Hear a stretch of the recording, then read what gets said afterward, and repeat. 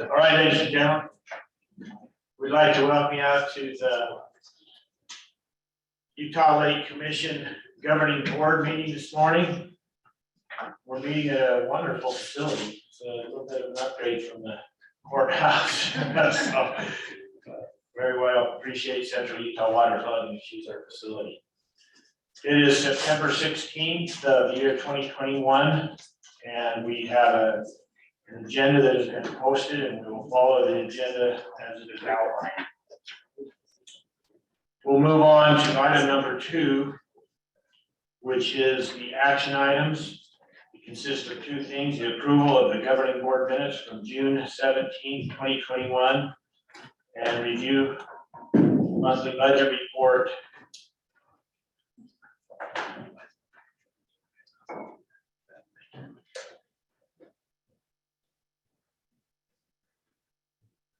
I don't think item B is not an action item, correct? We do approve the budget. Monthly budget report, okay. And B, which is a review monthly budget reports from June 2021 to August 2021. Is there any questions from the board regarding, probably more than anything, item number B?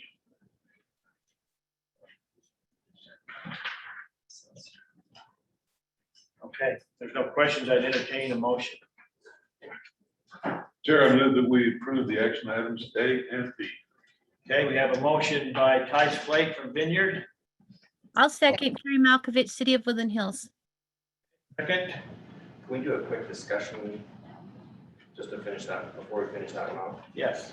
I just wanted to point out that on our June end of year, there was a slight error on the general fund budget report on the back of that page. And it showed that we had a huge return, I suppose, on our public notices. That was just a typing error. It's supposed to be $52.80 that remained, not $5,280. So that will be adjusted here shortly, but with that one change, good job. I revised the motion to include the change. All right. Councilmember Malkovich, can you second that motion? Yes. Okay, I have a motion and a second. Any discussion on the motion? All right, seeing none, I'll call for a vote. All in favor, say aye. Aye. Any opposed? Thank you. All right, just because this is a new facility and it feels different to me that I'm just speaking without a mic. Can everybody online hear what we're doing up here okay? All right, sounds great. We'll move on to item number 3, the director's update. And Eric, why don't you just take that all the way through, item number 6. Okay. Thanks everyone for being here at today's meeting. My report today is gonna be fairly short. We've got some really good presentations that are gonna take place today as well, so we'll leave time for those. I would start out mentioning that the lake is definitely getting lower. We're at about 5 feet below full. We really ought to have Chris or someone, but talk about lake levels elsewhere. But I did a quick review of the neighboring reservoirs, and I was shocked at how good they are looking. They're working their magic to keep as much water in there in the late season as they can. And but Utah Lake definitely, on a hot summer like this with a lot of demand, has been pulled down. It's at about 50% of full. And just to put that into reference, that's 436,000 acre feet of water. And you'll see on the presentation, Deer Creek, when it's full, is 152,000 plus. Jordanelle, when it's full, is 320,000. So we are approximately at a split. If those two were full, we would have about that much water in Utah Lake right now. Not all of that is usable water because there's a component of inactive storage on the bottom of Utah Lake that can't be reached. But anything that you would want to add to that, Chris?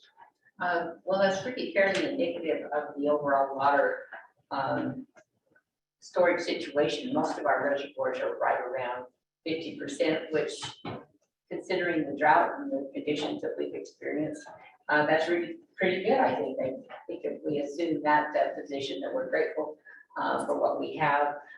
The monsoon season did increase some levels. We even have upper Stillwater at the very top of our system that is actually 85–90% full right now. So that is better than we were expecting. So for those of you that are here in the building, you'll notice if you exit in our lobby out there, there's a screen that has all of the every day, you can see the current reservoir levels.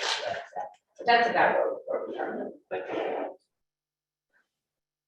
As far as updates on Wacara Way, the fence line that you see there to the right of the screen, we worked with Division of Wildlife and created a delineation. We got that approved through Forestry Fire and State Land, who is a major landowner to the west of that line, and that also works with the golf course. So it really just kind of borders the edge of the developed golf course grass, and it'll be a great division between what they can manage and then everything else beyond that will be managed through grazing.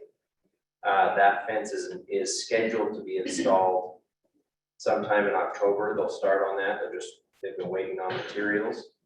And just before they get out there, we're going to work with the county to have them bring the marsh master out, mow the fence line so that it's clear for the installers, and we'll also bring out a skid steer with our forestry tool to trim a few trees there along the edge of that proposed fence line. The RFP for Wacara Way is just kind of going through its final rounds with state purchasing. It's been a longer bout of rounds than at least I had expected, but I think that's probably par for the course. So as soon as those go out, there's a 3-week waiting period for proposals to be submitted, and we'll hit the road running as soon as we get a contractor on board, designing the trail delineation through the project and putting together all the construction documents for us. And it'll take it to that point where we have permits, construction documents ready, and then we'll bid out specific portions of that for various different contractors who will do that on the ground work. We talked at our last meeting about the Lincoln Point cleanup. This was a partnership with the Utah Valley Chamber of Commerce. That took place shortly after our last meeting, and it was a huge success. We had somewhere around 40 volunteers show up. Lincoln Point is right next to the Lincoln Marina, the county marina. The county acquired a parcel of land on the point through a land exchange probably 2 years ago now.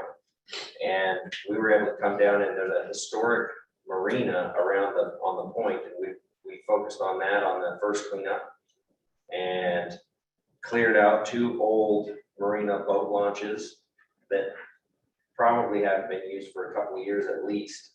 And now those will be very usable for sportsmen and hunters and anglers that frequent that area. We cleared out a ton of brush.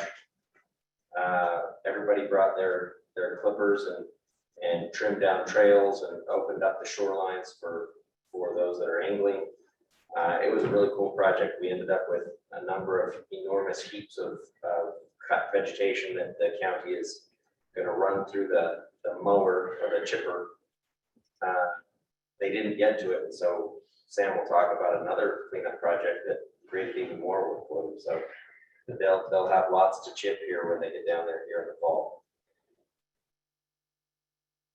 We also picked up garbage and covered about 15 acres of the property doing garbage pickup. So filled the pickup truck and really made the area look a lot nicer.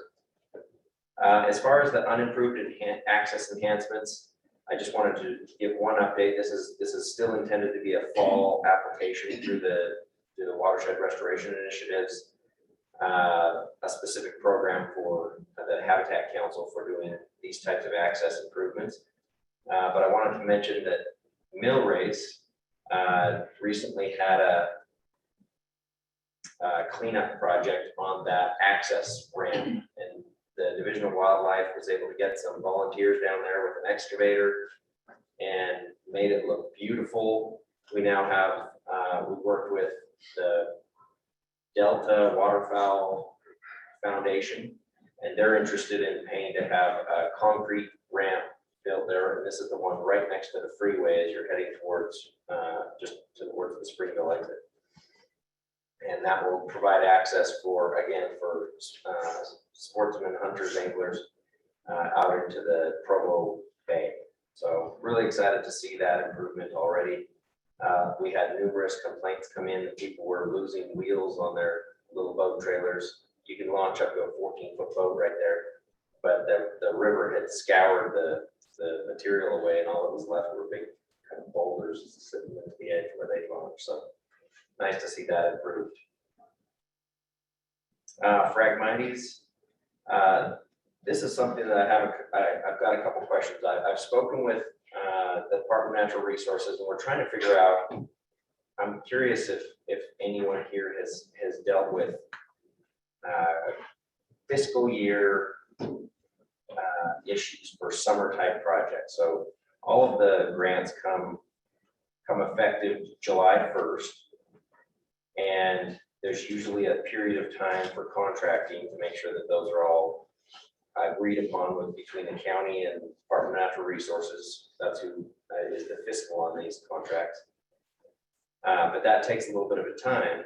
This year, because of the backlog of everything in the shipping world, no sooner did we get an approval through the county on the contract with DNR. It went out for bid, and just the time between getting the bid and getting approvals on that, the price jumped up almost $10 per gallon for our herbicide. And so that pushed it back to needing to go through the RFP again. And we were able to, make some phone calls and find a group that would honor the state price, but it's pushing us so close to our fall deadline. You can only treat out on the lake until the first hard frost. And so my question is, what do you do with fiscal dollars that are supposed to be utilized in the summer? Do you budget a whole year in advance so that they're available at almost a year prior to needing them? Is that what other cities are doing? I don't know what cities are doing, but that's the state. Okay. So that when July comes, they're spending this money. So there's, and in fact, they're probably spending the tail end of that fiscal year because Sometimes, I mean, the legislature wants to roll over some of the gas.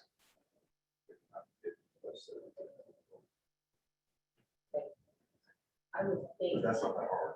yeah, if it's state money, I would talk with your fiscal analyst or whomever is doing, and whomever is writing legislation with like research, and see if that can't be language inserted in the appropriation that allows that to occur. It may not work, but it's or to be contracted 3 months Right. early. right. Yeah, or start the process Before you have to. before you actually have money. Well, That's what you have to do. and the county can't start the process until they have a contract in hand, and up until now, the state has been a little bit bound because they can't make their official contract until those dollars actually become available on July 1st. So it's kind of a catch-22 scenario, but I'll ask them about that. The state procurement is pretty difficult, but let's talk with the legislature and see if we can get some intent language or something inserted into it, so that you could at least start the procurement process. Yeah. And you can start advertising everything subject to, appropriation. Eric, is this money coming through DNR or where's it coming from? It's through the Watershed Initiative. Okay. You are, I guess it might be transferred to the division now, but Yeah, I would say if it's through our department, I can help facilitate that conversation with our finance director here at the department. There is a few things that we can do, so I can help with that if you need help on it. It would be great. It doesn't seem like our shipping issues are slowing down or catching up, better said. And so next year we could be in the same predicament. The other issue this year is kind of a tough year. The helicopter, one of the two helicopters that our contractor that flies it onto the lakeshore, one of their helicopters broke down. And so we think that we're going to be able to get the material and get it flown on as long as the weather cooperates. But we're crossing our fingers. So. Yeah, we've run into those same problems within FFSL with the invasives that we do here. So let's chat. Give me a call today. Okay, and lastly, legislation, just enough, we kind of covered this. RFPs are all with purchasing right now. And the last update that we got was they were just finalizing a couple last little issues. Those should be ready to go. As soon as those RFPs come out, the lakeshore cities are going to get an email for all the marina operators to submit proposals for marina enhancements on any of our public marinas around the lake.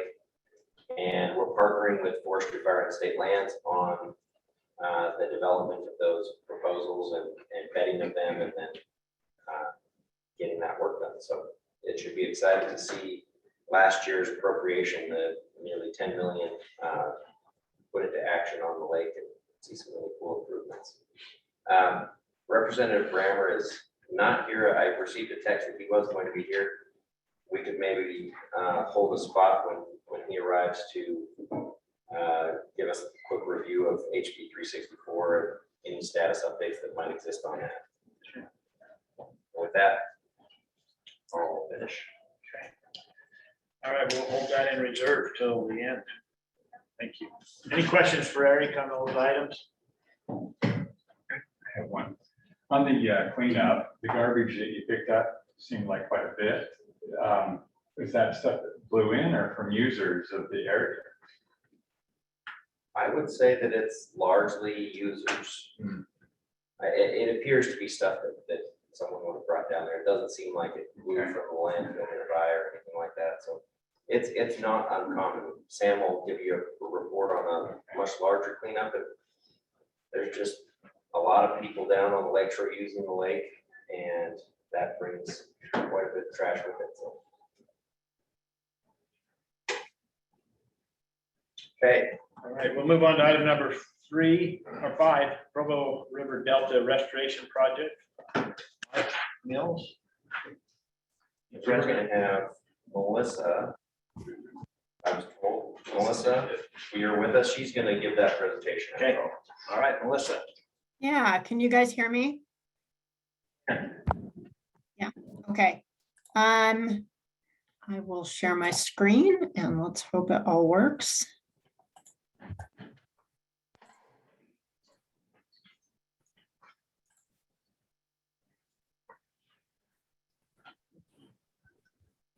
You guys seeing my slides?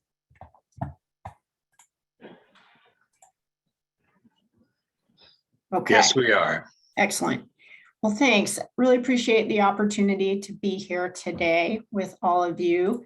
It has been a while since we've given an update to the governing board at one of your meetings. I know many of you were out on site with us for a visit last summer, I believe, but we've made a lot of progress since then. So today I'll just recap the project a little bit for those who aren't as familiar. I'll share where we're at in terms of construction project progress, and then highlight a couple items that I think will be of particular interest to this group. And before I get started, just want to encourage everybody to learn more about the project by visiting our website. We're updating that quite regularly, about every month to 6 weeks or so, with some latest news and videos and various highlights from the project. So check that out.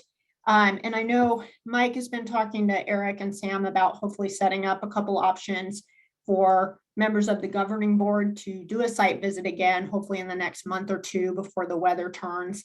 But I wanted to let everybody also know We've been doing second Saturday site tours. We're calling them from April through October this year. Our last one of 2021 is October 9th. Those you can sign up for on our website, and those are open to the public. So if you know of anyone who would be interested, let them know about that. And again, go to provo-river-delta.us and you can sign up there for those tours. So this is our overview map of the project. We're looking at the mouth of Provo River here where it enters Utah Lake State Park. And as a recap, the project involves acquiring about 260 acres of agricultural land and diverting the majority of the Provo River's flow north into this series of constructed river channels and wetland ponds. The project is also going to involve lowering this northern half of Skipper Bay Dike so that Utah Lake can expand eastward and reoccupy its historic shoreline. The project also involves building various recreation features and trails. And I want to let folks know, as a reminder, the existing river channel will stay in place. It will continue to receive a small amount of flow. We'll be constructing a small dam, the downstream end in the state park, and that's going to hold a constant water elevation through most of that existing channel. There will also be recreation enhancements along the existing channel. And the recreation features, we're partnering with Utah County and Provo City Parks Department on those features. And some of that work is continuing as we finalize designs and work through agreements with those entities. So that's kind of an overview of what the project involves. In terms of what it's going to look like, this is a slide showing the mouth of Hobble Creek, where a similar project was completed in 2008. And really, again, the idea with this delta restoration is to reconnect the river channel to a large complex of wetland features that provide great habitat for young fish. And that is the kind of habitat that is currently lacking in that lower existing Provo River channel, which has been dredged, it's been channelized, and it really is situated in the historic lake bed of Utah Lake. So there's not much gradient. The fish that spawn and hatch into larvae can't reach that habitat. And that lack of habitat is the bottleneck in the life cycle of June sucker. You guys are familiar with June sucker, now threatened, no longer endangered, which is a big step forward. But the idea behind the Delta project is really to correct that bottleneck in the life cycle and fully recover the June sucker. Reminder, while I have this slide up, that the project is very much a multi-agency effort being implemented under the umbrella of that 10-agency June sucker recovery implementation program. And we're working with other entities even beyond that multi-party group. So construction-wise, we started construction last spring, and we're continuing as we get towards the end of 2021 with lots of excavating, lots of digging of ponds and river channels. Next year, we'll kind of shift gears and work on lowering Skipper Bay Dike, just the north half of that dike. If we stay on schedule, we intend to divert the river in November of next year. 2023 will mostly be dedicated to constructing the recreation features and doing the work in the existing channel. And we plan to be fully complete and open to the public for the most part in 2024. So that's kind of what the time frame is for the project. And this, are you guys seeing the animation? I think you are. That's exciting. So this slide shows our progress to date. For those of you who were out on site last summer, at that point, we really only had a few of these farthest western features excavated. So we've made a lot of progress since then, to the tune of about more than 3 miles of new channels, more than 30 acres of new habitat, and more than, if you look at standard dump truck size, more than about 12,000 dump trucks worth of material have been hauled away off the site. So a lot of digging has happened out there in the past year. These are just some photos of the construction work that's been going on. And one of the really cool things this year, as we kind of complete a full year since we started, is seeing some of the features that we constructed early last year have really started to come to life with revegetation. There are small mosquito fish in the ponds. So there's a lot of life going on, and it's just encouraging. It's kind of, it historically was a bay of Utah Lake. These areas have really rich soils. And so it's just exciting to see some of that revegetation in progress. We've put a lot of effort into reseeding with native plants, a lot of Phragmites and other weed control, and we're seeing a lot of great native revegetation at the site. Couple highlights that I'll leave you with. Again, I think one of the really important things about this project is the recreation features and the fact that we are protecting a large area of open space that will be available to the public for recreation. As you know, as the area and the region develops so quickly, those areas become that much more valuable. This slide is just some conceptual illustrations. As I said, we're kind of still working on finalizing designs as we nail down some formal agreements with the county and the city. But just some features will include, there'll be a wildlife viewing tower, a variety of interpretive features that we're working with the June Sucker program on. It'll be a really neat area to visit. Wanted to kind of emphasize the trail system as well, refresh your guys' memory on that. The orange line on this slide is a berm that's going to be constructed along the south boundary of the project to protect these properties from flooding when the river flows get high. On top of that berm, we'll be building a paved trail, and that's the trail that's going to connect into the Provo River Parkway Trail System, as well as the planned Lakeview Parkway Trail System. As I mentioned before, we're going to have to lower that north half of Skipper Bay Dike, which means that portion of the trail will have to be removed. But essentially that length of trail is going to pivot onto this new berm trail that will follow this new shoreline along the restored Skipper Bay, and which is really the historic shoreline of the lake. So that's kind of how that's going to work. And I did want to kind of show this map, which kind of highlights how our trail system will connect to what you guys are involved with the lake-wide trail system planning. So essentially around the delta, the trail system will jog to the east, and then through those existing trail systems and planned trail systems connect to the plans around the lake. So it's, again, you've got Provo Bay where you have to go east here. We're going to have the restored Skipper Bay that the trail system will have to jog around once our project is complete. One other item I wanted to share with you all is the fact that we have funded a research project with Utah State University's Wetland Ecology and Restoration Lab. Dr. Karin Kettenring heads up that lab, and we're funding a grad student to do research at the Delta related to restoring some more diverse native mix of aquatic macrophytes, underwater vegetation. So various types of pond weeds and other underwater growing plants. And that's been a great project. We started that funding about a little more than a year ago. We've got a 3-year study with them planned. And so Kate Sinnott, the grad student, she's been doing a lot of collecting from various areas around mostly Utah County, but some Great Salt Lake wetland habitats as well.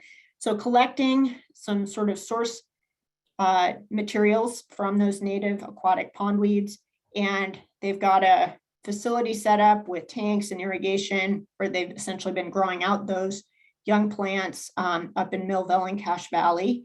And the first plants, they just put them in the ground in one of our newly constructed ponds last week. And so she's doing some controlled experiments with different plots with different species and some control plots to see what comes in naturally, to kind of experiment with what species are doing well, what species outcompete other species, et cetera. And this is really important for the young June sucker because that's some of the key habitat they're going to need both for supporting productivity and food sources and particularly for hiding from predators. And so I just wanted to share that with this group because I think it's an important element of our project that has implications for other restoration efforts around Utah Lake. As I said, we've got the 3 years of funding with Dr. Kettenring and her lab. And I know she's concerned about, they put a lot of work into collecting and growing out these sort of mother plants, the nursery source materials, and would love to be able to continue that long term, but our agency isn't going to be able to provide funding for that long term. So if that is of interest to any of you guys, or if that's something you'd advocate that the state invest in, I just wanted to share that with the group because I think that will be important as we continue Phragmites control and really try to reestablish more of a native mix of plants and some of these underwater macrophytes in conjunction with the carp control work, the Phragmites control work, all those sort of things. And the last thing I just wanted to mention is some of the outreach we've been doing this year. Again, we've been so appreciative of the opportunity to partner with Utah Lake Commission on some of the outreach and communication efforts that you guys do. We had some Delta related missions in the virtual scavenger hunt. Sam has recorded a couple of podcast episodes, which I appreciate the opportunity to do. I also wanted to mention a neat thing that we've worked on in the last year is establishing a relationship with the environmental science classes at Provo High School. I've had some students out that did some cottonwood transplanting. I think next week, they're going to be helping with some tamarisk pulling and weed control at the site and working with a student intern who's a student at Provo High School as well. So with the school so close by, that's a neat relationship that I'm really happy we've been able to pursue.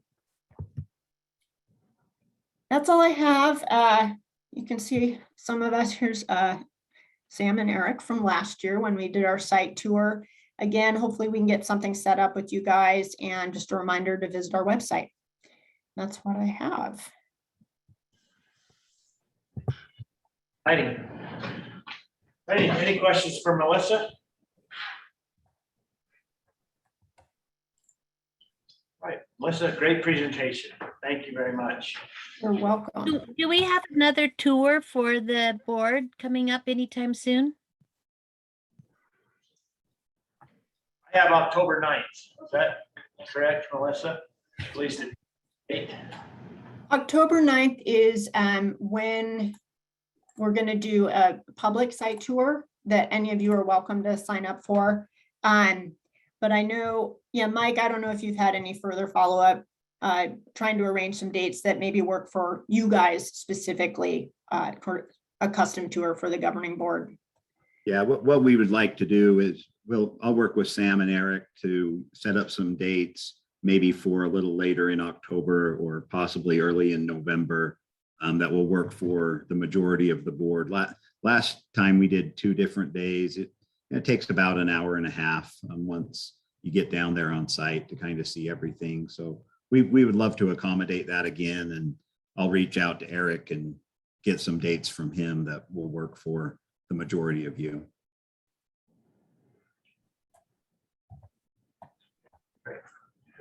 Thank you. I'm going to just back up on the agenda now that we have Representative Brammer here. We'll go to number 4 to stay online, and then it would be an update on Utah Lake Authority bill. Use that, tried, but there's feedback. Just talk loud. Microphone is the tower, right? All right, sounds good. So we've received the comments from the various subcommittees on the water task force. There's also other interested groups that are not on the water task force that are, whether that be cities or direct city comment for the surrounding cities primarily. And we're working through with the drafting committee of the water task force. So that's actually what I'm working on right now. I've got all their comments and going through bit by bit and showing either what we feel like we can include, what we feel like is already in there. There's quite a bit where there's overlap, where it's a big bill as far as, I think it's about 1,300 lines of code, 43 pages. And so a lot of times they're saying, we really need this in the bill. And I'm saying, well, it's already there, and it's more just going through making sure they know that it's there, that they're protected that way.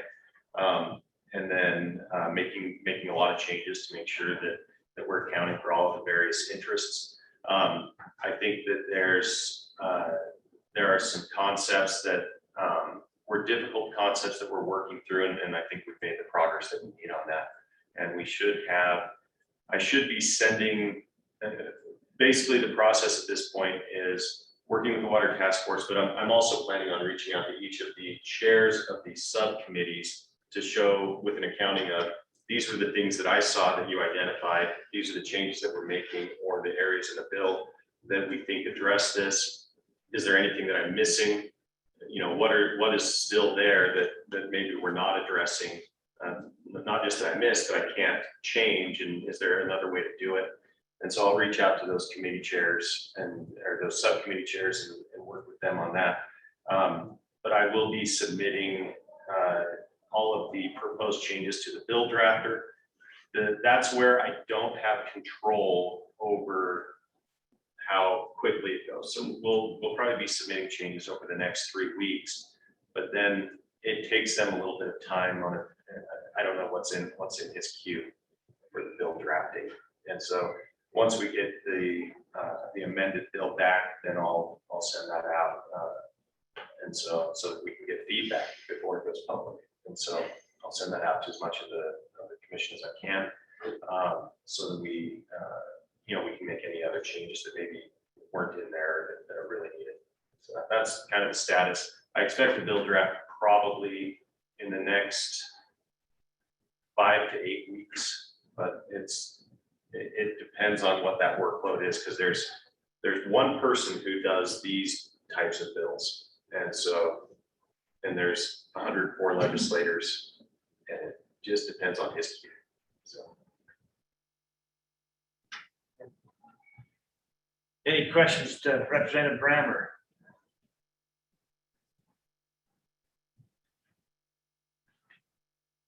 Okay, thank you very much for the presentation. We'll move on to item number 6 is the Vineyard Shoreline Enhancements. Vineyard City, and I've got one on my left and one on my right. We'll go right. Okay, Mayor.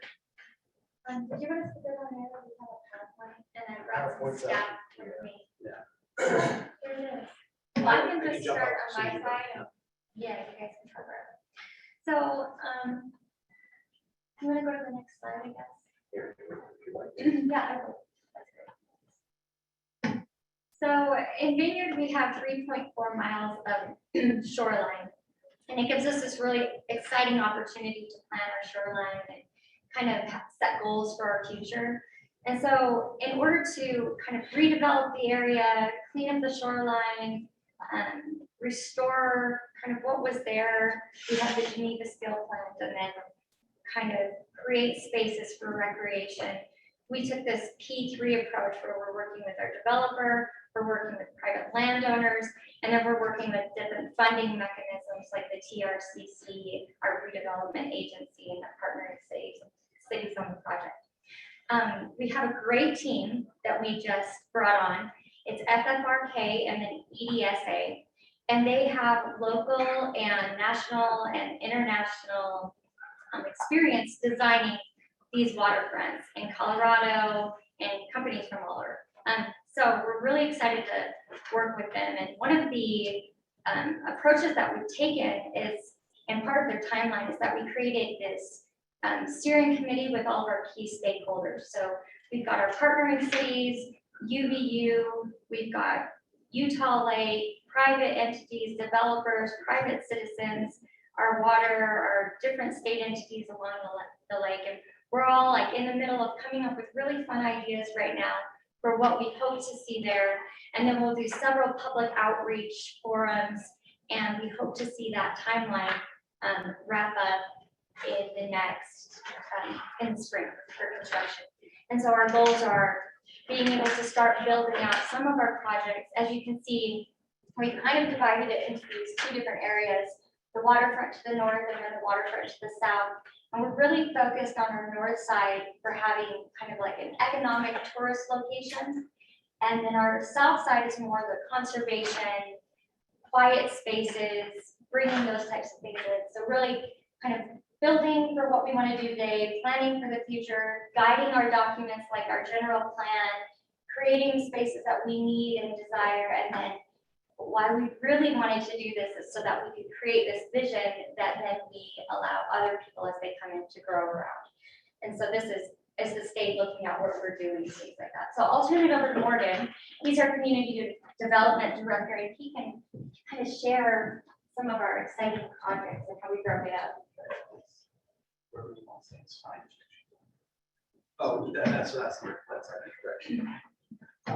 Thank you for this opportunity to be able to come and address you. And Mary, thank you. She's been a real leader in kind of the overall redevelopment of our lakeshore. Her and Tice has done a ton. So we've had some just great leadership at the city that has really made this a priority. And so like the waterfront north and waterfront south, both are anchored by big projects. You heard about Waterway, so I don't need to jump into more of that. But Waterway, the city is, really supports. So one of the reasons why we decided to do a comprehensive master plan on our lakeshore is because we've done lots of really kind of small planning efforts where we've, as the city will say, okay, how do we, what do we do with the old plant stormwater pond? Is that a resource that we could use, or when it gets cleaned up, do we just cement it over? Obviously, no one wants to do that. And so the idea is like taking all these little individual breakout projects and making one consolidated plan that'll help the city really, revitalize our lakeshore, but also, for ourselves too. We like the economic development that could happen around the downtown. So these are just a lot of some of the individual projects. And I'll jump into a couple of them. So like the waterfront plan, one thing that around the downtown area that the consultants are looking at, how do we turn their downtown area into a regional tourism attraction? How do we make it so it's a place where we can have large events near the lake? And so we looked at a few different examples, like Louisville, the Wedge project that they have, which has been really successful for them. And there's several projects. And so the idea is to do a plan that consolidates a lot of our individual city projects that we talked about, but also help us to look at it from kind of a larger scale. Is there a way to create a true interface between the downtown and the lakefront? And so hopefully the consultant can help the city kind of think through some of those. Our city has done a really great job at building its trail system internally. And so that's one thing that's nice about growing kind of from 125 residents to, we think we're closing in on about 20,000 now, is as developments come in, we require trails. And we've tried to make it so that all of our trails interconnect and come to the lake. And our park system is really important too, because we use that as kind of our nodes, where you have open space along the lake every 4th mile to half mile, and then interconnecting our portion of the Utah Lake Shoreline Trail with those parks, and then having the city trails coming down and connecting into those spaces as well. So Caraway, the city is a really big supporter of that. You guys probably have heard a lot about that already. And so this right here is also taking kind of that, we have a lot of really amazing opportunities within the city. So we have an 80-acre central core open space plan that we're starting to develop out. And that's a really exciting thing. And part of that is to then connect this really amazing amenity right in the center of our city with amenities on the lakeshore. So having a true fusion between all of our open space areas. And so our trail network has been really key to making a connection with those.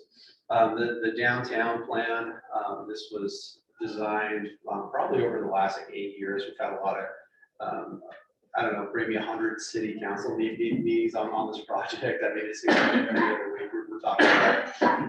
But what's really exciting about the downtown plan is that it's a true transit-oriented development opportunity. We're hoping to have the train station opened in December. of this year, possibly April. We're trying to finalize that. But the train station is going to be really important. It's going to be one of those few opportunities where someone can take a transit system and have a park connection, a corridor that'll connect them to the lake. And so big part of this is how do we, capitalize on this opportunity? And there's not too many places in Utah where you could have a downtown interface directly with the lake. And so it's pretty exciting. We're getting our infrastructure in place right now. So the first roads that'll go to the train station, kind of that southeastern block, where it says downtown station, that'll be the first piece to develop out. And we're planning to go vertical fairly soon with the first buildings and construct that first lower lake promenade. In a couple of years, we'll then do the north promenade. So that's the idea. Like I said, it's creating a lot of corridors that connect to the lake and pocket park of open space. So I wanted to turn this over really quick to the same this last slide. But he's done a lot on stormwater, so I wanted to speak to that. All right, can everyone hear me? You guys stand up? So, yeah, appreciate that.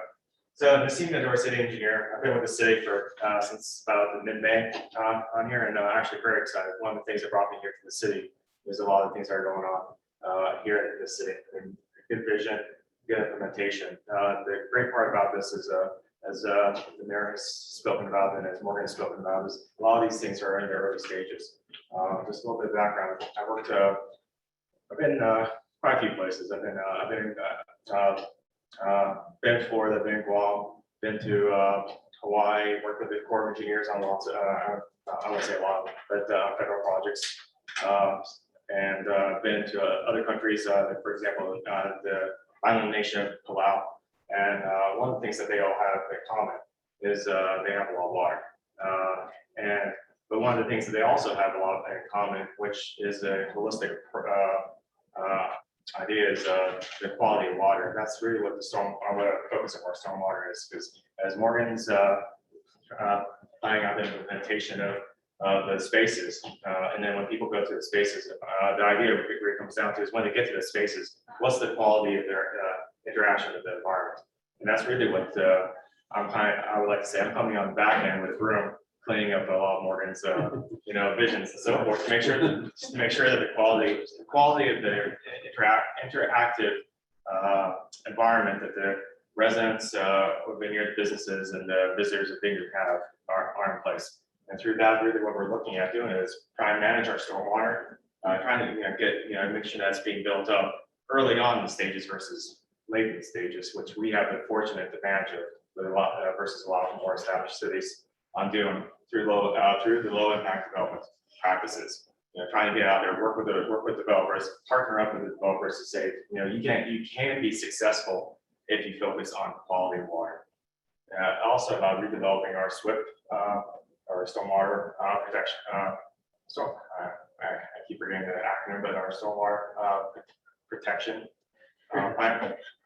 prevention. Yeah, thank you very much. I'm not very good at acronyms, even though I use them a lot. Through the education and accountability with developers. It's actually we started early on. We started a little bit ago. It's really been turning the tide around, I'll say, in a beneficial stage on that. We are finding that developers want to do the right thing when they're given the tools to do the right thing, and also being given the accountability to do the right thing as well as aligning our program with the state. The easiest way when it comes down to is, again, another aspect on it is we can do a lot of the right things, but if we're not documenting what those things are. The people that come in after us may not know how to pick up the torch and carry it forward as well. And of course, incorporating the best practices into our general plan. So this way, we're not only are we talking, educating people about what to do about helping to increase our water quality, and providing tools to do it, but also kind of codifying it into our general plan to say this is what we are doing. This is full transparency. This is how we want to walk the walk, talk the talk.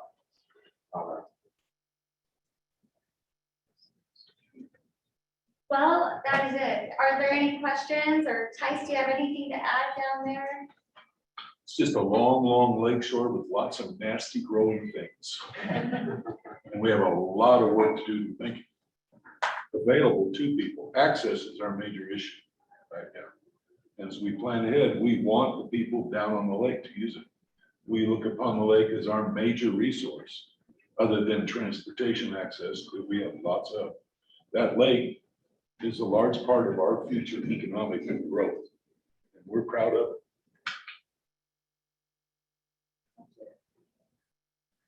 Thank you, Mayor. Appreciate it.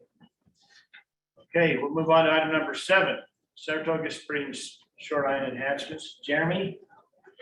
You with us? Yes, I'm here. Can you hear me? Very well, yeah. Do you want me to, I'll share my screen, I guess. I got the presentation pulled up.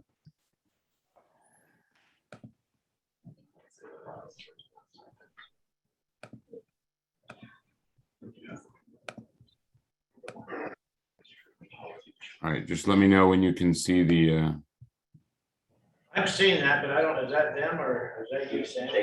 No, it's Jeremy. Okay, nice. Well, I just want to say, my name is Jeremy Lappin. I'm the City Engineer and Public Works Director for Saratoga Springs. Much appreciate the time this morning to talk about some of the things we got going on in our city. Obviously very inspiring to hear other cities that are, you know, also embracing the shoreline as a critical part of their community and their future. So it was really awesome to see Vineyard's presentation and know that we have other partners out there that want to improve the lake for their community. So the first project I'm going to talk about is an existing project that's actually had quite a few struggles. You know, I've probably managed a few hundred projects over the last 10 years with Saratoga, and this has proven to be one of the most difficult, unfortunately. This was a project that we got funded through Mountain Land Association of Governments, through transportation dollars. And it was these 2 red segments that you see here. These were 2 of the last segments that were never built as far as the lakeshore goes. In one of the, this is the Saratoga Springs Development Community, one of the first communities developed in the city. And one of the first things that was done was these boundary settlement agreements with the state. And part of that settlement was the obligation to build trails.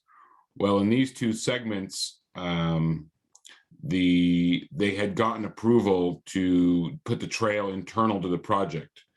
So there was some sidewalks or some widened areas along the roadways internal that met the obligation of the development agreement, but didn't really provide the, you know, didn't really seem to provide the intent, which was to have a trail in the lake. So we were really excited to get these 2 critical missing gaps funded. You can see in the orange segments that these were truly 2 gaps that you would then have to come off the lake and come internal. We spent almost 1.5 years getting approval from the Army Corps of Engineers. So that was an unexpected delay. They had trouble, I guess, seeing the vision on a local standpoint, because we were dealing with a lot of people that were, you know, not Utah based, didn't understand the local issues. There was an old canal that was impeding access to the lake and detracting from the aesthetics. It was holding stagnant water. So that was a critical part in working with the community, that old canal was really something that was a priority for them to get rid of. But the Army Corps saw that as a wetland area because it was impounding water, and it took a lot of effort to convince them to let us fill that in or remove it. So we finally went out to bid and we hired Acme Construction. They began work in the spring with an anticipated completion date of October 15th. But they soon ran into problems. I guess they were unprepared for the wet conditions. And then there was a mitigation site near the existing SSD Marina that was not, that had been built a little different than was expected. It was it had been built during the bidding process. So when we bid the project, we didn't know its exact location. So I won't get into too many details other than the project is somewhat on hold. We are still working in negotiations with the contractor to fix some boardwalk locations, to improve access to portions of the trail. And we're hoping that at the end of those successful negotiations, we can get them back out there to finish the project. So I know we have a lot of frustrated people in our community, particularly the people who live in this neighborhood, who saw the contractor come out early in the spring, remove some of the phragmite, cut down some of the trees, and then essentially walked off the job because they were not able to proceed as they had expected due to some unanticipated conditions and the wetland access issues due to the wetland mitigation site by the Marina. So we will cross our fingers and hope that even though it's been painful, we will have a successful completion of the project. And you can see later these orange segments that all they are existing, many of them up here in the north of our city are not paved. They are just dirt or road-based trails. And so you can see one of our other long-term goals is to enhance and improve those existing areas. Particularly one we're going to focus on here is this segment between the two red segments. So this trail project will be a 10-foot asphalt paved trail.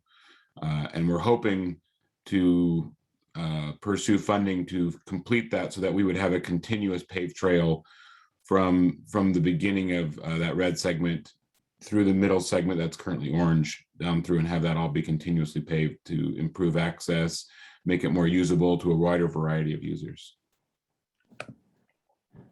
These are some zoomed in cut sheets of this project I was just discussing. So you can see down here in the lower left corner that describes the wetland mitigation site we encountered. So the Army Corps kind of threw us a curveball, and we had to redesign the boardwalk. They wanted it more elevated above the vegetation, and they needed it moved slightly. And then this upper left corner gives you a visual of what the existing trail looks like between these two segments, the existing that was orange in the previous slide. These are the sections that we'd like to enhance to improve access and usability to a wider variety of users that, whether they are on wheeled strollers or bikes or whatever, make it a little more accessible to a wider variety. Another project we're very excited about is we're trying to secure funding to preserve more of the north shoreline. So this image here is the northern end of our city. On the very east end, you can start to see some of Lehigh. So we, in a partnership with one of our developers, with D.R. Horton, they acquired a large area, a tract of land from one of our large landowners who happened to also own a long since unused but private marina on the north end of the lake. This is just east of the Jordan River outlet. And so this 20-acre parcel was deeded to the city as part of this partnership to meet some of their open space requirements for their adjacent development. And we've been working with PEC Engineering. We've been working with the Lake Commission. We've been working with Fire, Forestry, and State Lands to try to come up with a master plan and a long-term vision to create a second marina. We envision our city at build-out having two large marinas, each able to serve approximately half of the population. Plus, obviously, we're well aware that it's a regional draw. So you can see on this image here, and I think the next slide has them more zoomed in, but we're looking at master planning, public access, parking, a marina. So on this grant application we're pursuing, it's these turquoise parcels. These turquoise parcels represent the only missing publicly held land between the two of them. So you can see this label here, Fire, Forestry, State Lands. That large parcel in the center is currently in their possession or in their ownership and is protected from development. And then to the east, the far right of the screen, east of the turquoise, of the right turquoise parcels, that already is open space that was dedicated to the city as part of that development almost 15 years ago. And then you see the Marina property and then the turquoise property to the west. So if we were able to secure these properties through the Lee Ray McAllister Conservation Grant, like the bullet point shows, we would be able to have almost more than 1.5 miles of shoreline protected from development. And so that's exciting for us. And then, yeah, the FFSL property as it lists here is 85 acres. So that we would love to ensure and protect this northern shoreline from any development and then over time enhance it with trails and other amenities and make it, you know, a destination for the public and for the region. So here's a zoomed in view of our current master plan. It's kind of a work in progress.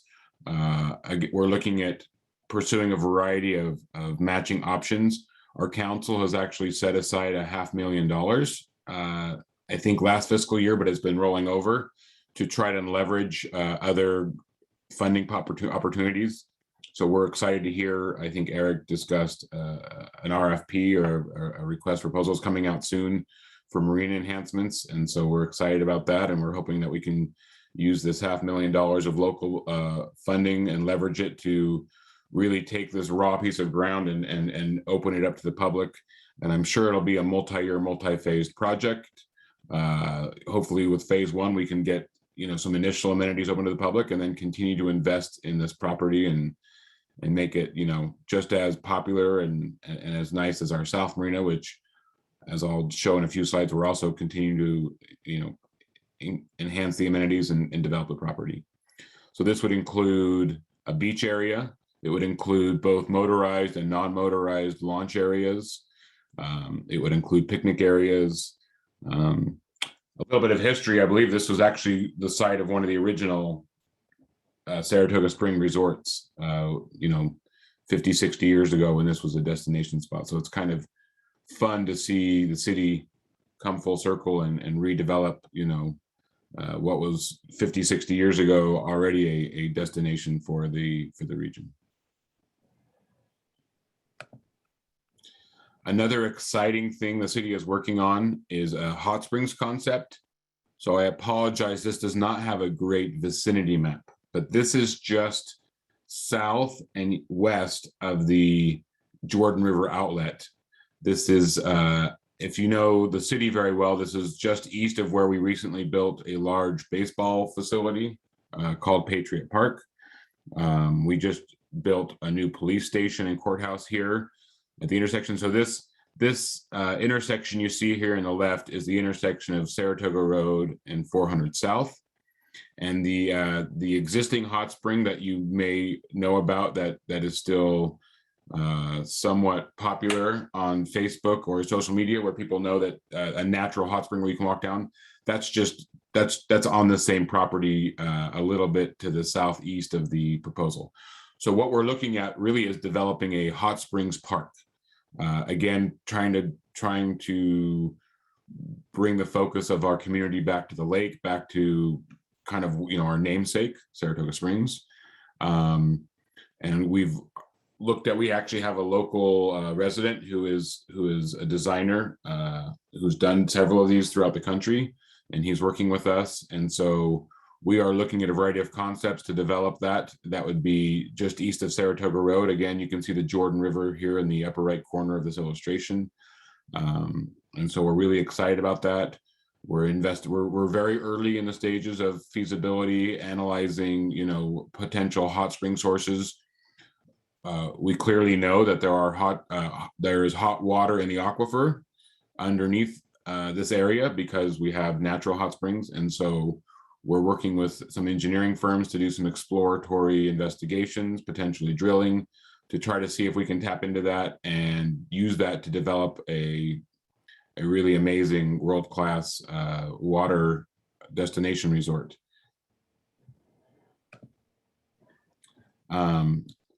Another project, this one we received a grant from both Utah County and the governor's office, the Utah Outdoor Recreation Grant, to develop a beach at our South Marina. So this is a picture of our existing South Marina. I believe it's currently the only marina on the west side of the lake. It's received several enhancements over the years, from boat ramps, expanded parking, pavilions. So this is exciting to continue to invest in this property and provide more amenities. So this project would be a third jetty to the north of the existing boat harbor to provide breakwaters or protected areas for non-motorized recreation, and making a beach area, pavilions, picnics, and that so to say. So as you can see on the left here, it's about a 50-50. So the city is funding about $900,000 of this, and then the grant funding is about, the other 1.3 million for the total of the 2.1. And so we're really excited about that. We're also have been in discussion with Eric and other stakeholders about other opportunities to further develop the property with other grant opportunities. So here's an example of another phase of growth. And one of the things we're really excited about is trying to find funding to bring in rental areas. So whether it's food, watercraft, stand-up paddleboarding, provide an area where vendors can rent areas for when the public comes down, if they, whatever you can imagine, to really enhance the recreation and the experience of our marina. We'd like to also complete developing the open space areas for a wide variety of age group activities, playgrounds, and that kind of such thing. So yeah, excited about that. And then obviously parking. We actually had a neighborhood meeting about this project, and parking was probably the #1 comment we got, was need more parking. So that's also something we're looking to do, is in conjunction with the watercraft rentals as being a priority. The other big priority to pursue funding with was to provide additional parking. It's just such a popular area that it spills over into the neighborhood, which obviously is not ideal. So this is the project I was referencing earlier. This is that segment between the two current segments that we have under construction with Acme that is currently just dirt and road base. So this is another priority for us. We're out there pursuing funding opportunities for would be to widen and pave this segment to, again, make sure that we have a trail that's usable by a wide variety of age groups, demographics, abilities. So the nice thing about this is it's already either under city or state or HOA land ownership, so there's no need to buy land or whatever. It's just needing to enhance the current trail, which was probably built 20-25 years ago, and just it isn't to the standard that we would build the trail today. And that's about it. I'm happy to answer any questions. Happy for your time this morning. Thank you, Jeremy. Appreciate your time. We'll move on to item number 8, report from Erica or Scott. Who's going to do that one? Scott's going to do that. If he's with us, I know he was having some connectivity problems earlier. You with us, Scott? Good morning. Yes, I'm here. Thank you so much, everyone. Let me just pull this up here for a second. Okay, is everyone able to see my screen?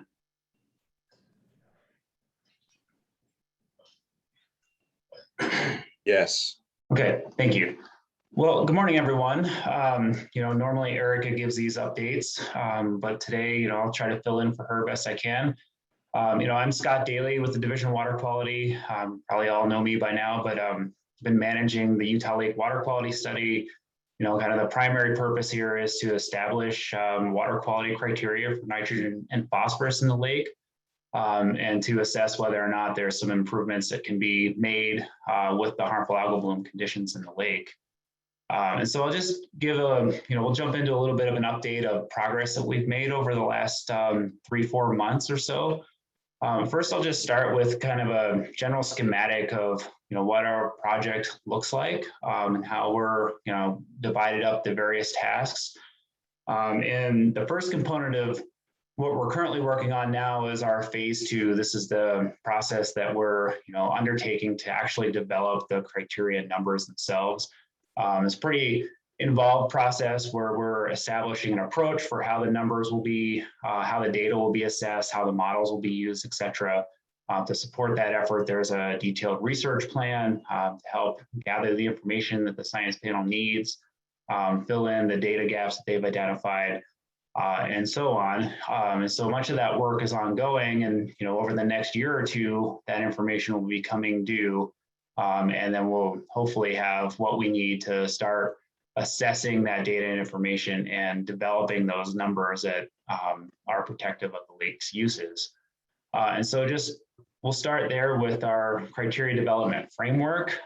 Basically, this is our roadmap or approach for how all of the information and data will be utilized in the process by the science panel to come up with a recommended range of conditions for nitrogen and phosphorus.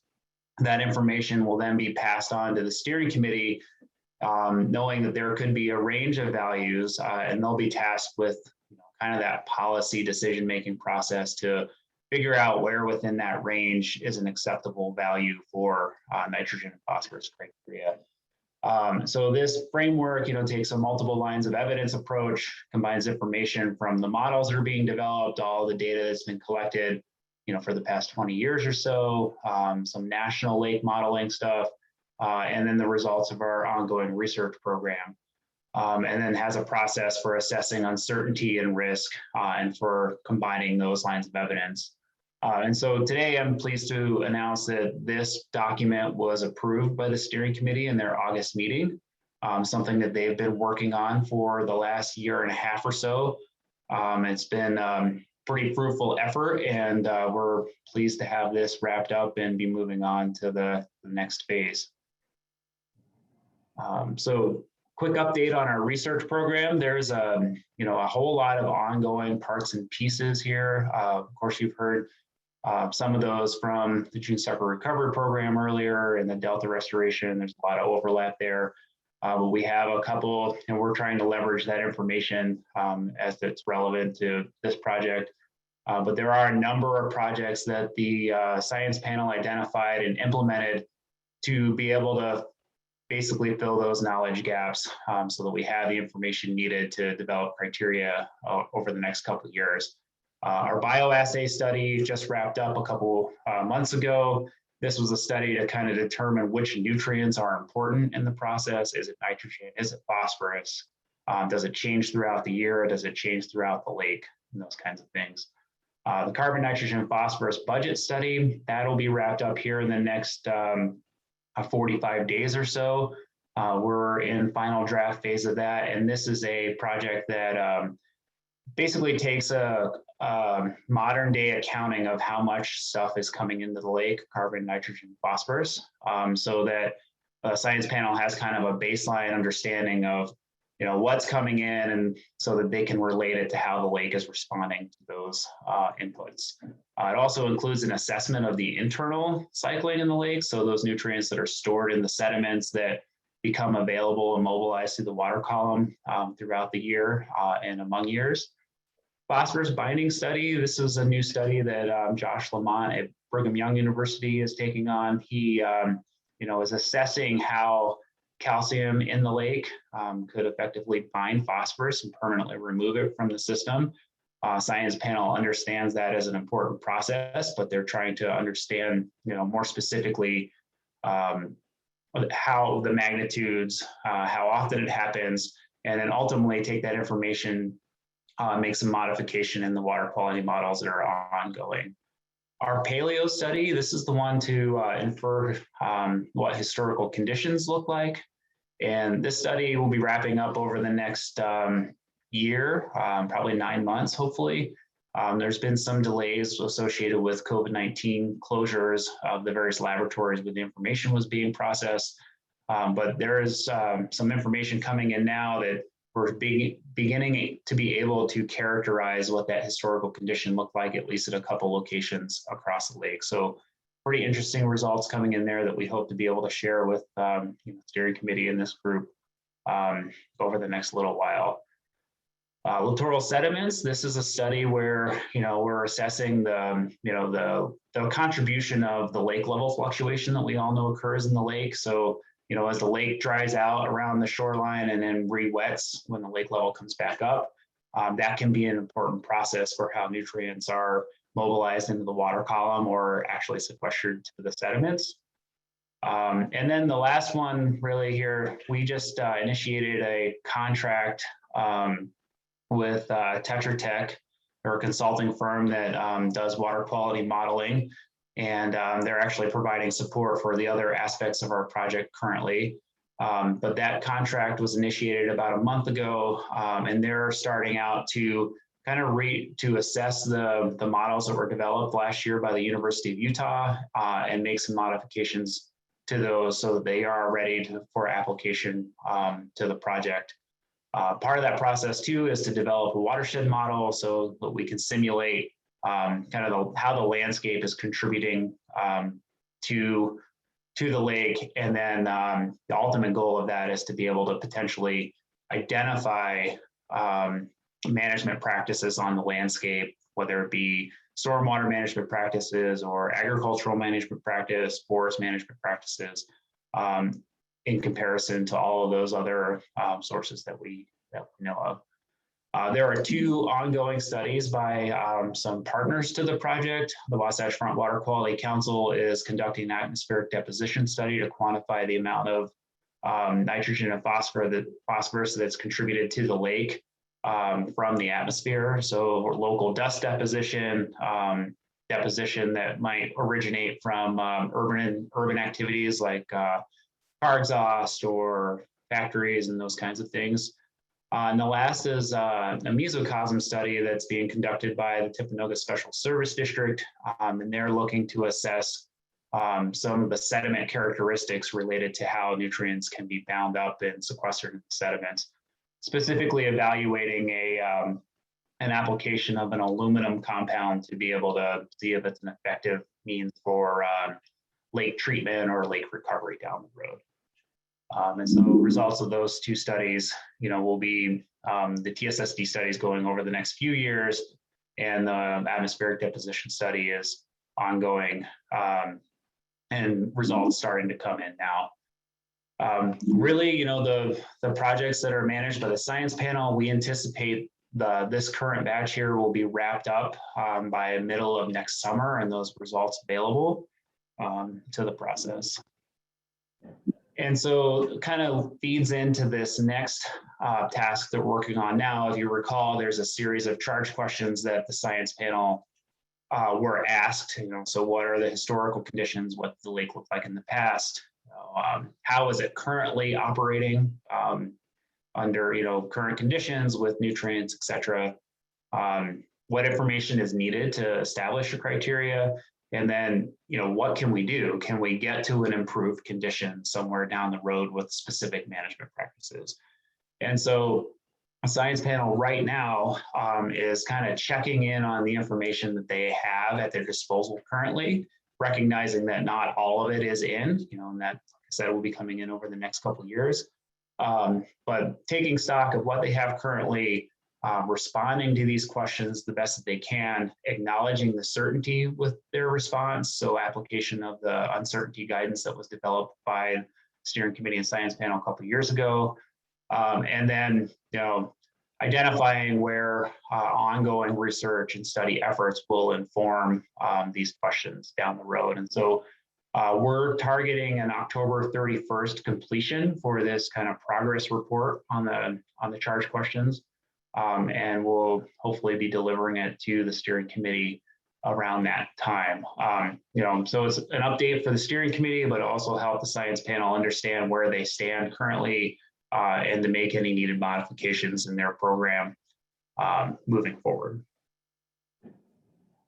Okay, so the second part of our project, and we really haven't talked too much about this. I know Erica has presented a couple times to this group over the last 2 meetings, I think, to start introducing our phase 3 component of the project, and this is implementation planning. So once we have, identified criteria in the lake, how do we get there, right? So how do we put those criteria on the ground, and what management practices do we implement to achieve those goals, and then evaluation of costs and feasibility and all those kinds of things. And so this is an effort that just barely kicked off about 6 weeks ago. We at a request of the Wasatch Front Water Quality Council, they're an organization that represents a community of wastewater stakeholders along the Wasatch Front. And so we met with them in early August, and specifically with the Utah County POTW operators to start talking about the elements that they would like to see in an implementation program. We then took that information to our steering committee at the end of August to continue that conversation. And so the purpose of the whole thing is to kind of start working on this implementation program. It's brand new. We have a lot of work to do ahead of us, but now is the right time to start doing that work so that we have a handle on the implementation component once we're nearing identification of those in-lake criteria.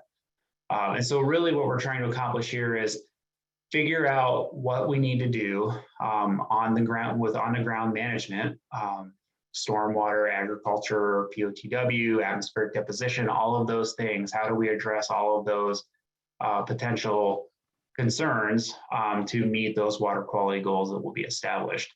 And so a second part of that is kind of evaluating cost and feasibility. And then there is a whole regulatory component where the Division of Water Quality is more or less on the hook for, developing a monitoring and assessment methodology, a methodology for incorporating any of the results into regulated permits, and then this idea of a water quality trading program. So if one entity is doing really well in terms of their treatment, they can trade that some amount of that excess that they're doing above and beyond to someone else that kind of needs a little bit more support. So that's an idea that we're beginning to explore with this group. So how do we get there? I know Erica showed this graphic a couple times now. Basically, it's meant to show you, that for any one goal, right? The goal is to reduce harmful algal blooms. There's multiple ways to get there, right? We can do in the middle there is the current lake condition. We can do everything from do nothing to various levels of different scenarios. And so part of this implementation planning exercise, we're going to be asking the steering committee to evaluate suites of scenarios they could take on that might be effective for meeting those goals. And this cartoon is just meant to represent kind of the relative contribution of what's going into the lake. This is just for demonstration purposes here. This isn't actually, these bubbles aren't really to scale. But so under a current lake condition, we may have this relative contribution. Scenario 1 might look like this, so we can evaluate how effective that particular scenario is at getting to the goal compared to say a third scenario. So this is work that will all be taken on by the steering committee. They'll be describing these scenarios over the next little while, and then also evaluating, the cost that's associated with each one of those, certainty associated with each one of those, the likelihood that they can actually achieve the goal. And then, of course, evaluating the trade-offs that Erica's showed many times before. So this is an important part of the process. We have a regulatory obligation to kind of do this work, to assess the costs with any program that's developed through the study, and then to also, demonstrate to the stakeholders, to our locally elected officials that any improvements or any recommendations coming out of the study will have an actual benefit to our water quality uses.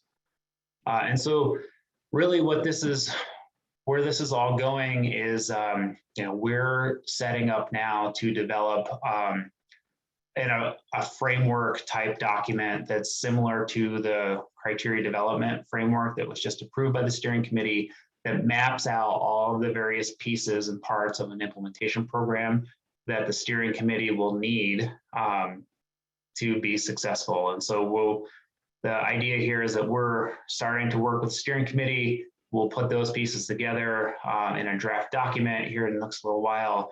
We'll be working with them over the next 6 to 8 months to kind of refine those parts of the implementation program. So assessing, what various levels of treatment they would like to explore, the costs associated with those, determination of feasibility thresholds. So when does it cost too much? Assessing other types of implementation practices and those sorts of things. Evaluating a water quality trading program. What does it mean if municipalities want to explore reuse or aquifer storage and recovery and those kinds of things? So all of that's on the table. That'll be fleshed out over the next little while with the steering committee. And then that will basically serve as a work plan for developing the more specific implementation planning components that will be put into an on-the-ground strategy. Okay, so with that, I'll stop there and take any questions.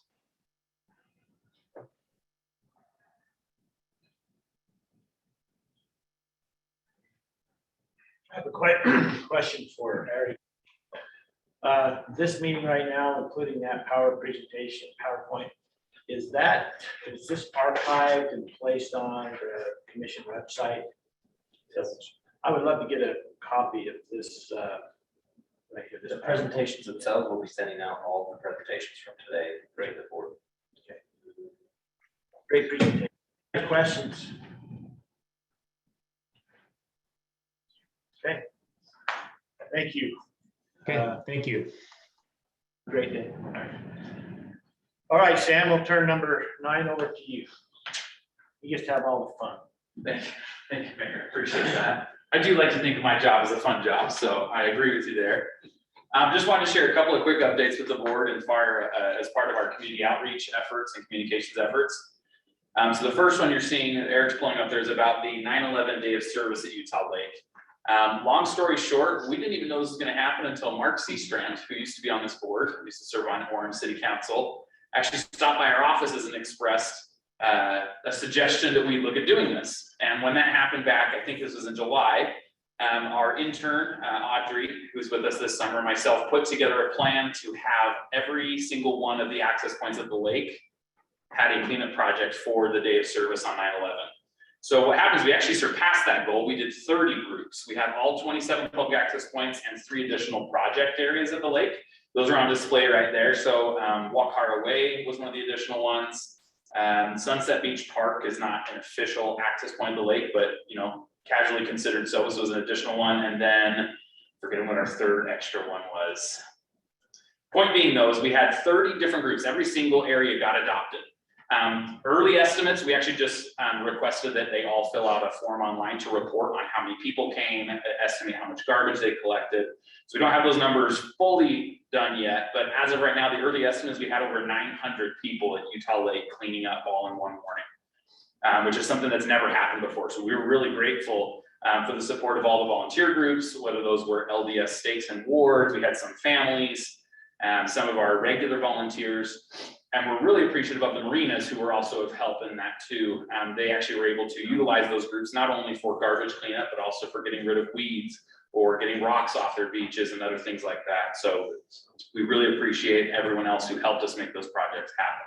So we'll have a more details in the December meeting for how that, some pictures and things to report on. The next item is our Lifejacket loaner program. We wanted to update you on the status of getting this program launched. As of today, all 7 access points have their agreements signed. So paperwork-wise, we're ready to go. We're in the process of working to find a handyman or construction company to do those builds. We already have the station design ready for them. We're just trying to secure bids to make sure that process gets followed.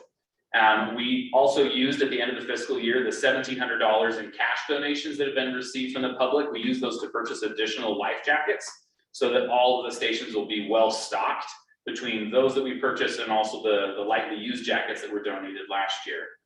So we're really excited to see that happen. Right now, the plan is to get as many of the stations built as soon as possible. We're also going to be raising awareness now as those stations get built, and we have plans to do so again in the spring as we reopen a new summer season at the lake. And then there's also potentially a charity event that will be happening. We've been working with a couple of kayaking enthusiasts at the lake to try and set up a water safety awareness event. So there'll be more details about that coming, but we're hoping to make that a reality. And for anybody who's curious, those are just the 7 stations listed there, or the 7 starting locations. We do hope to expand the program further around the lake as much as possible, but all of these 7 are kind of creating all the main quadrants of the lake, as well as the marinas being the more popular areas. One small note, the only reason Utah Lake State Park is not on here is they do already operate a successful Lifejacket loaner program. So they're very much in support of us, and the division has offered their help in getting some of the educational resources ready. But it does not need a station of its own because it's already prepared in that way. So we're excited to see this program happening, and we really appreciate the board's support and all the other partners we've been working with on this. And last item we wanted to raise awareness on, we've mentioned in the past the effort to develop a lake-wide network of live video feeds at all 5 marinas. We successfully received that grant from the state in order to fund this effort. This is just an example. Somebody helped us draft as we were preparing the idea for grant application, and we now have it out. The RFP has been sent out, so we're going to be receiving bids soon. But the idea is to have several zones at each marina, one to show traffic counting. There is no source of traffic counting at Utah Lake. So these cameras would guarantee being able to actually count the visitation at each of the marinas. Then having another camera, hopefully, to show parking conditions, so people can know. For instance, I know Saratoga mentioned that in their presentation, parking is an issue for people there. And so people could check that camera and see just how busy the marina is at that time. Another camera at each marina would be on the boat ramp areas and the boat docks, so that people could see what the line is looking like and what conditions are like. And speaking of conditions, the last zone you see on there is an example showing what the lake conditions look like, in order to make people aware of an incoming storm, because it's pretty easy to see those white caps, and it's something that can be quite terrifying for people if they're not prepared. So we're excited to have a lake conditions camera too. So that is out right now. The RFP was sent out, I think it was last week.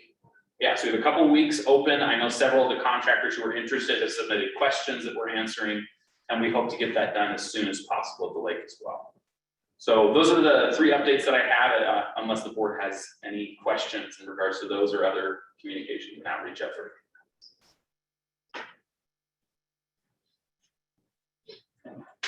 Sam, appreciate it. Okay, item number 10 is just a review of the upcoming meetings. I won't go in detail if we just read them off of your agenda. Next one is December 9th of 2021. We'll be looking for an alternate location for the next meeting. Yeah, I was gonna just really corner Chris right here in front of everybody. This has been a great location. This really works well. It's open. I love how we have all these screens. So expect an alternate location, probably not the courthouse. Is that what you're saying? Correct. Okay. We're getting squeezed for space right now. Okay. And then they'll let us know with field trips and any on-site visits as well.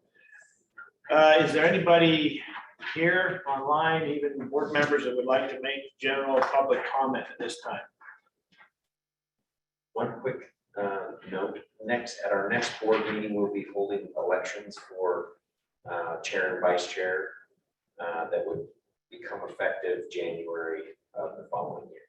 Okay, so our next meeting is December. So start thinking about potential conflicts for that. Okay. One last call for general public comment. Seeing none, do I have a motion to adjourn? Motion that we adjourn. Have a motion? Second. Have a motion and a second. All in favor, say aye. Aye. Is there anybody opposed? That's never happened. Thank you very much. Have a good day.